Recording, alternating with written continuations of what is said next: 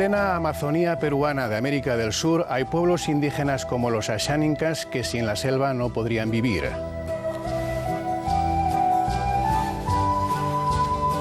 Los Ashaninkas han sido víctimas del terrorismo, el narcotráfico o el olvido y hoy se ven amenazados por empresas mineras, petroleras o madereras.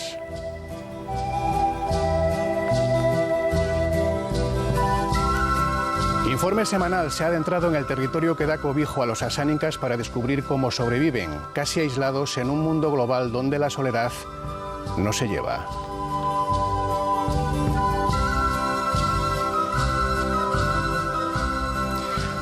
Ashaninkas, la selva o la vida es un reportaje que no causa indiferencia, ya lo verán, más bien provoca admiración por lo poco que necesita un pueblo para sentirse libre.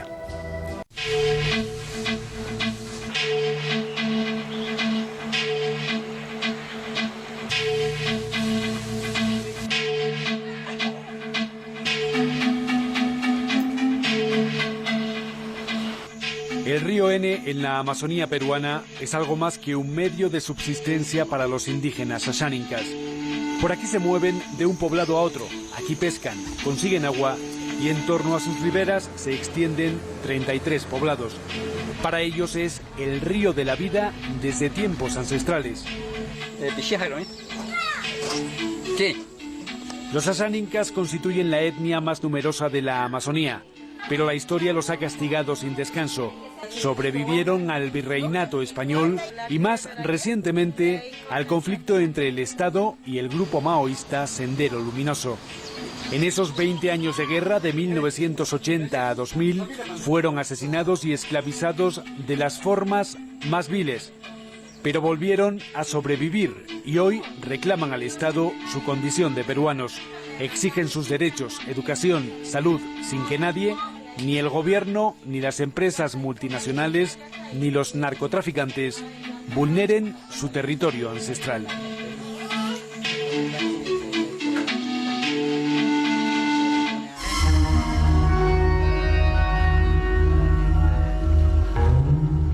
Un paseo por el río N muestra un territorio hermoso, pero a la vez frágil, vulnerable.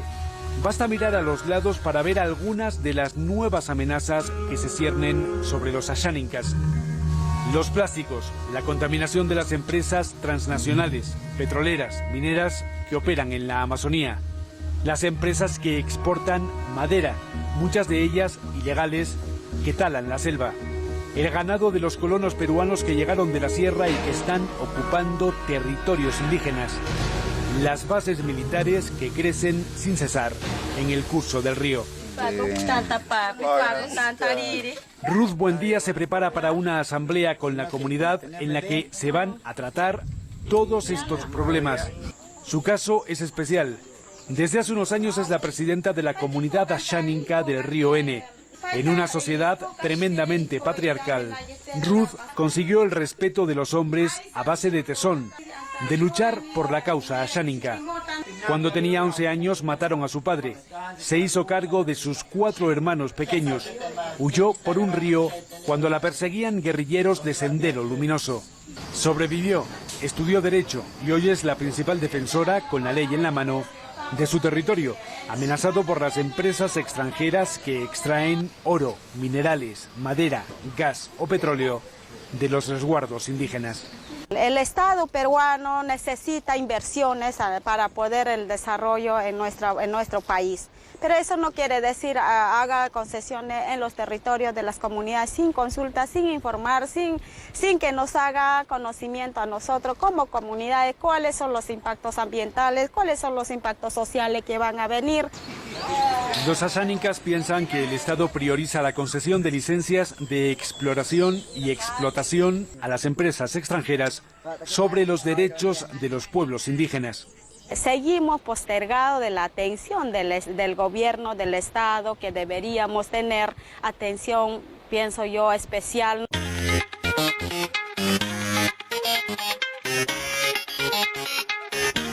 Lejos de la Amazonía, Lima, la capital de Perú, representa el mundo moderno que olvida a los indígenas.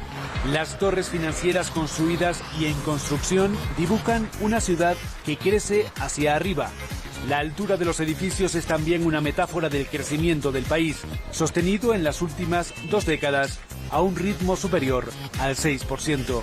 Crecimiento basado sobre todo en la economía extractiva, en el petróleo, el oro o el gas, que se sacan muchas veces de territorios indígenas. Queremos crecer como país, necesitamos extraer los recursos naturales, pero esta extracción de recursos naturales no debe hacerse a costa del sufrimiento y a costa del sacrificio de las comunidades originarias. El Congreso de Perú representa a esa clase política que históricamente nunca tuvo en cuenta a la población indígena, aunque hace 2 años los congresistas aprobaron una ley importante, la Ley de Consulta Previa. El derecho de consulta previa establece que toda política, programa, proyecto, lo que fuera, tiene que ser consultado previamente con el pueblo indígena. La realidad, sin embargo, es que a día de hoy esa ley de consulta previa únicamente se ha puesto en práctica en una ocasión. Durante años, la clase política dio vía libre a las empresas extranjeras. Que mi país, cuando inicia el proceso de crecimiento, estaba en una ola de violencia en la que tenía que dar incentivos para que la gente viniera a invertir asumiendo un riesgo incluso de su propia vida. ¿Y cuáles fueron los incentivos que dieron? Más o menos para que la gente en el Perú y en España entienda, haz lo que te da la gana. En pleno 2014, el gobierno no ha logrado establecer un censo indígena. No se sabe cuántos indígenas hay en Perú, ni dónde están ubicados. Tú le preguntas a Ingemet, que es la entidad estatal encargada de mapear las concesiones, es decir, determinar dónde se supone que hay mineral y promoverlo para atraer al inversionista privado, y te va a dar la cuadrilla detallada, ¿no? De dónde están las concesiones, cuánto miden. Tú le preguntas al Estado peruano dónde están las comunidades indígenas y si estas están tituladas, no tienes información. La sensación es que todavía hoy los políticos no conocen la realidad indígena. La respuesta a esto no la vamos a tener en una mesa aquí. Hay que ir a escuchar a los pueblos.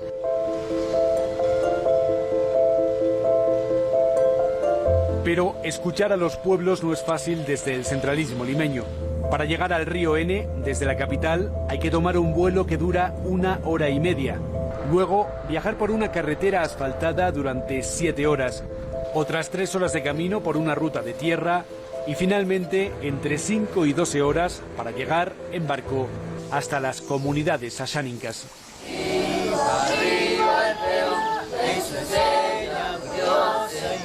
En una de esas comunidades, los niños asháninkas rinden honores a la bandera de Perú antes de entrar a la escuela. Todos, del 1º al 6º grado, tienen el mismo profesor.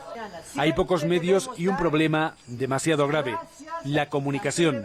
Los niños crecen aprendiendo asháninka. El profesor únicamente habla español. Acá venimos, trabajamos, estamos incomunicados y vemos a nuestros niños que necesitan, queremos alcanzarle lo que tenemos, pero no podemos.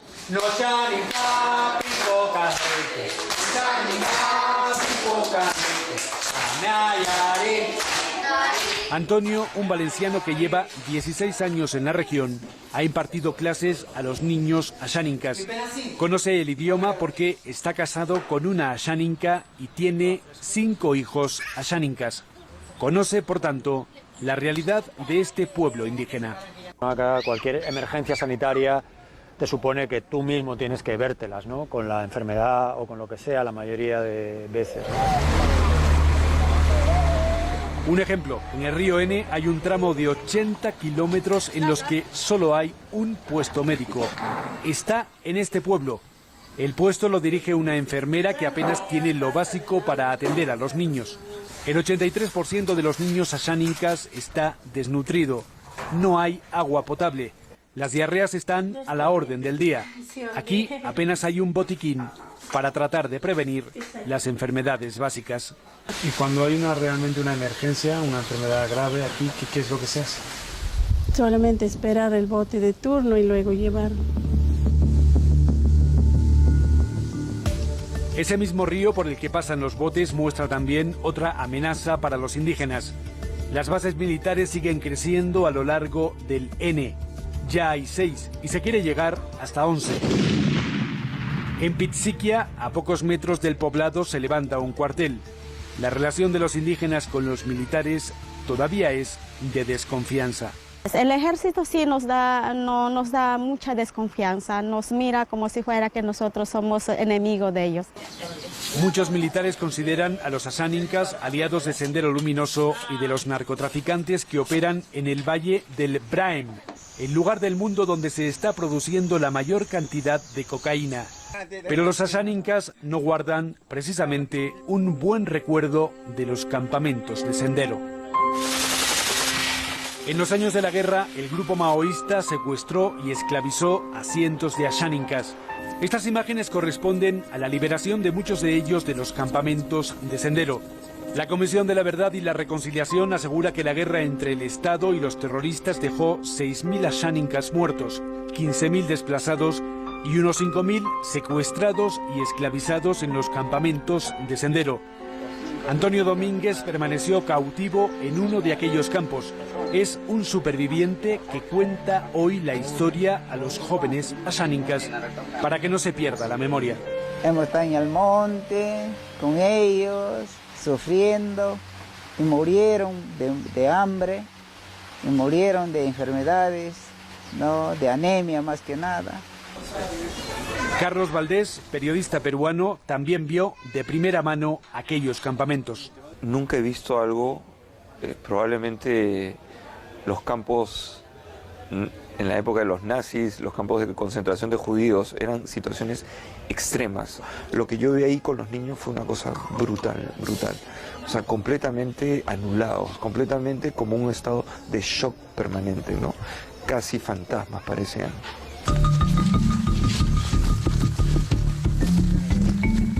Desde esa época, los indígenas se mantienen en guardia. En cada pueblo hay rondas de gente armada. Permanecen atentos ante cualquier intrusión, con arcos y flechas, pero también con los viejos fusiles que hace más de 2 décadas les entregó el presidente Alberto Fujimori.